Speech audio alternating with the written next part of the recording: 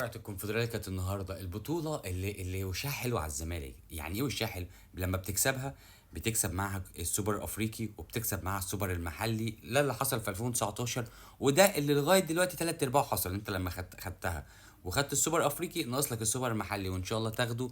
فبطولة يعني وشها حلو علينا، يعني انا شايفها كده. طبعا النهارده كانت القرعة بتاعت المجموعات دوري ابطال افريقيا والكونفدرالية.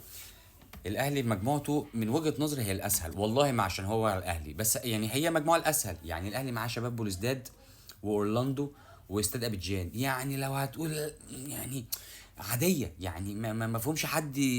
ده الاهلي بالنسبة لهم ياكلهم، يعني ياكلهم الثلاثة في ماتش واحد. يعني الثلاثة لو عملوا فريق ولعبوا الاهلي الطبيعي الاهلي يكسبوا. فانا شايفها من اسهل المجموعات اللي موجودة. الناحيه التانية هتلاقي بيراميدز. بص بيراميدز هو صحيح برضو ممكن يكون معاه، هي الفرقه الوحيده التقيله الترجي، ومعاه سجراده ومعاه ديجوليبا المالي. مش يعني بص هي وبيراميدز المفروض قوه بيراميدز اللي احنا عارفينها بسكوادو المفروض برضو يبقى تقيل في المجموعه دي. بس مشكله البيراميدز ان هو ما عندوش جمهور، فاي فرقه بتيجي تلعبه هنا هو فاقد 50% من فريق كوره. اللي جمهورك فين جمهورك؟ فبييجوا يلاقوا سكواد بس، لا ممكن يكسبوك عادي، ما انت مريحهم في حوار الجمهور قوي. فهم ممكن ينزلوا يدافعوا عليك، ما يخلكش تجيب اجوان، زي ما بيحصل في كل البطولات اللي فاتت اللي بيراميدز كان بيلعب فيها. ده بالنسبه بطوله دوري ابطال افريقيا.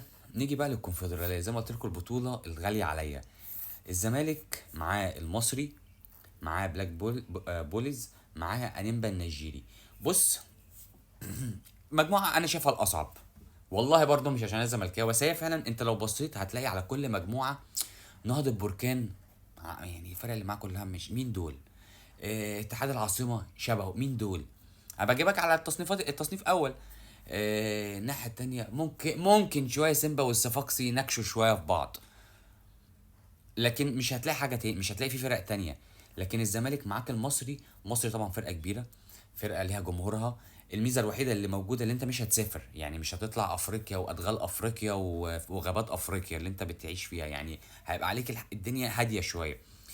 بس المصري لحد ما برضه فريق قوي، فريق لا وهو برضه في الكونفدراليه بالنسبه له بقى له فتره كبيره ما شاركش في بطوله افريقيه، فعايز يشارك وعايز يبقى شكله كويس.